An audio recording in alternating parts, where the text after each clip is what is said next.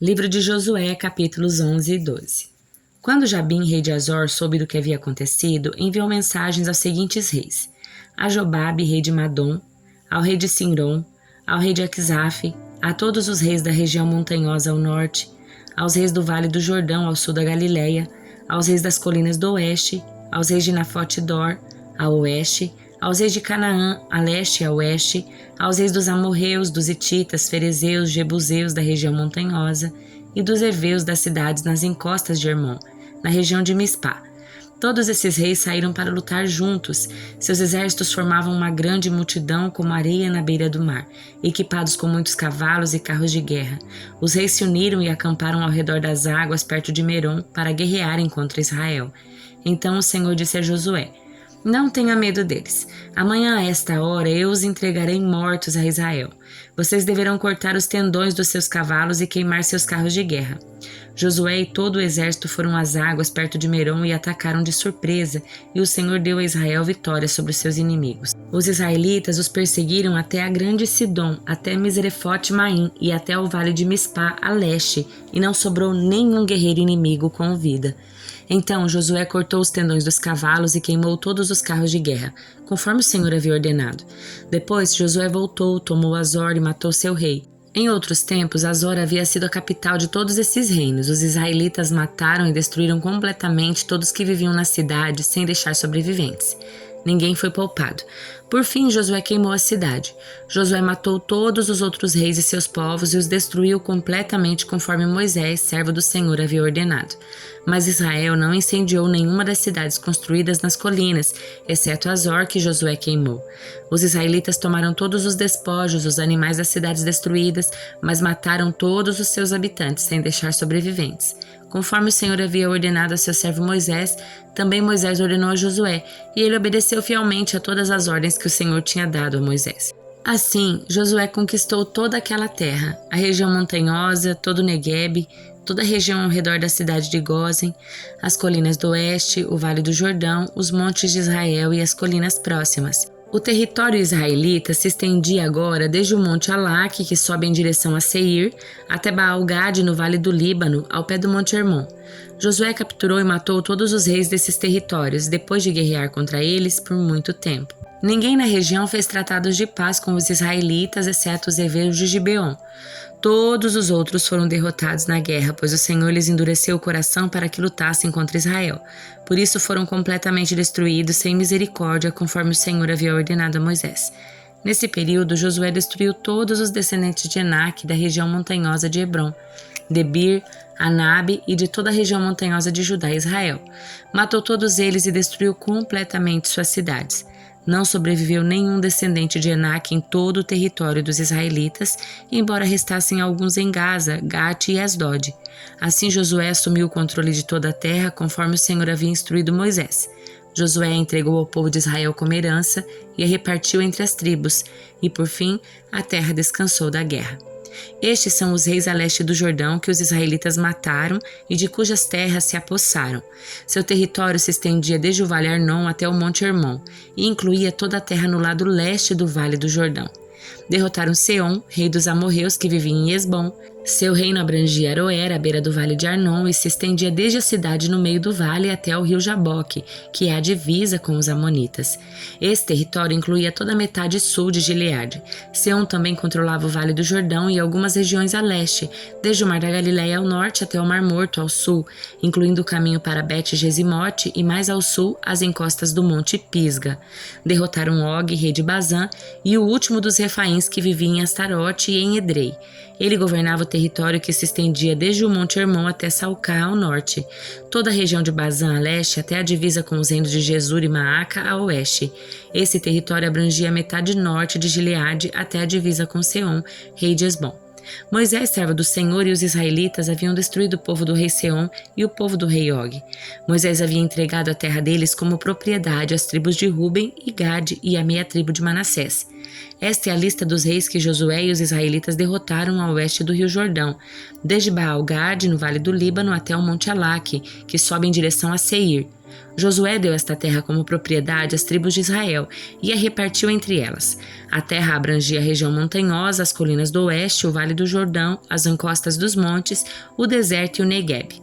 Nessa região viviam os hititas, os amorreus, os cananeus, os ferezeus, os heveus e os jebuseus.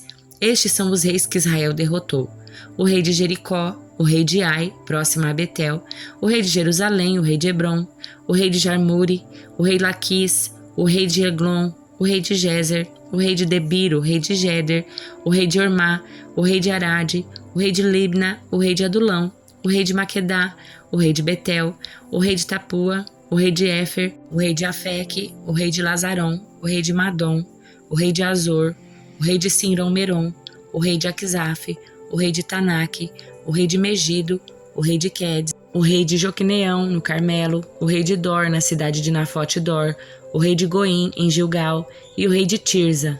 Ao todo, os israelitas derrotaram 31 reis. Livro de Jó, capítulo 19. Então Jó falou novamente: até quando vocês vão me atormentar? Até quando vão me esmagar com suas palavras? 10 vezes já me insultaram, deveriam se envergonhar de me tratar tão mal. Ainda que eu tivesse pecado, seria problema meu e não de vocês. Pensam que são melhores que eu? Usam minha humilhação como prova do meu pecado, mas Deus é que foi injusto comigo e me prendeu em sua rede. Clamo socorro, mas ninguém responde. Grito em protesto, mas não há justiça. Deus fechou meu caminho para eu não passar e cobriu de escuridão minha estrada. Despojou-me de minha honra e removeu a coroa da minha cabeça. Destruiu-me por todos os lados, estou acabado como se fosse uma árvore. Ele arrancou a minha esperança pela raiz. Sua ira arde contra mim. Ele me considera seu inimigo. Suas tropas avançam e abrem caminhos para me atacar. Acampam ao redor da minha tenda. Meus irmãos me mantêm afastados. Meus conhecidos se voltaram contra mim. Minha família se foi. Meus amigos chegados me esqueceram. Meus hóspedes e crias me consideram um estranho. Para eles sou como um estrangeiro. Quando chamo meu servo, ele não vem. Tenho de suplicar. Meu hálito enoja minha esposa. Sou rejeitado pela própria família. Até as crianças me desprezam. Quando me levanto para falar, me dão as costas. Meus amigos chegados me detestam. Aqueles que eu amo se voltaram contra mim. Fui reduzido a pele e osso e escapei da morte por um triz.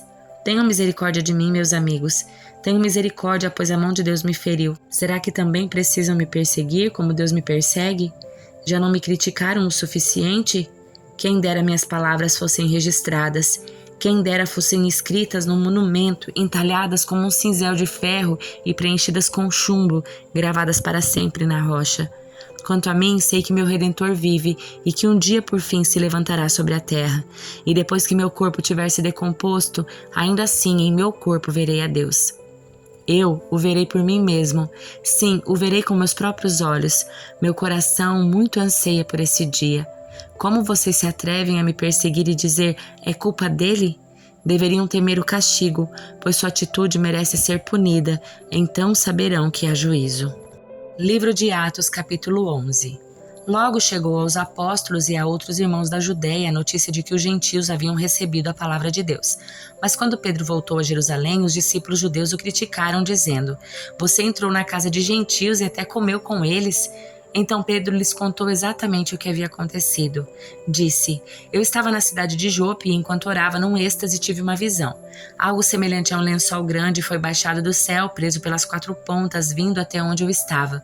Quando olhei dentro do lençol, vi toda espécie de animais domésticos e selvagens, répteis e aves, e ouvi uma voz dizer, levante-se, Pedro, mate e coma. Eu respondi, de modo nenhum, Senhor, jamais comi coisa alguma que fosse considerada impura ou imprópria. Mas a voz do céu falou novamente, não chame de impuro o que Deus purificou. Isso aconteceu 3 vezes antes que o lençol com tudo que ele continha fosse recolhido ao céu. Nesse momento, 3 homens que haviam sido enviados da Cesareia chegaram à casa onde eu estava hospedado. O Espírito me disse que eu fosse com eles sem nada questionar. Esses 6 irmãos me acompanharam e logo entramos na casa do homem que havia mandado nos buscar. Ele nos contou como um anjo havia aparecido em sua casa e dito, envie mensageiros a Jope e mande buscar Simão, também chamado Pedro.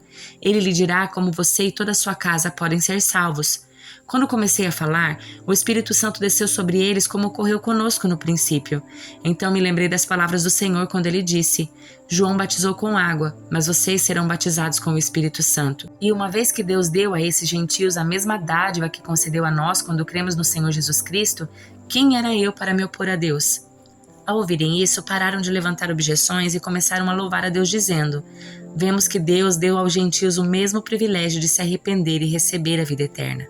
Enquanto isso, os discípulos que haviam sido dispersos na perseguição depois da morte de Estevão chegaram até a Fenícia, Chipre e Antioquia da Síria.